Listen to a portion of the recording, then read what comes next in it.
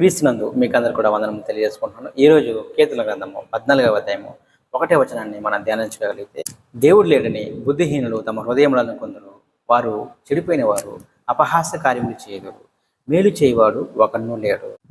అంటే దేవుడు లేడు అని చెప్పేవాడిని బైబిల్ ఏం చెప్తుంది? బుద్ధిహీనుడు.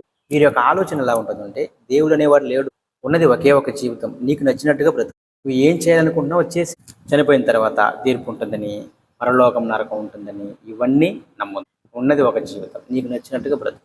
వారి కోరికలు వారి ఆశలు తీర్చుకోవడానికి దేవుడినే పక్కన పెట్టు.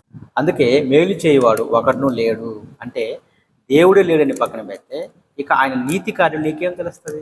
ఏది మంచి ఏది చెడు అని నీకు ఎలా తెలుస్తుంది? నువ్వు చేస్తున్న పాపమే ఇదే మేలు అనుకుని నువ్వు జీవిస్తావు. చివరికి అది నేను నరకానికి తీసుకెళ్తాను.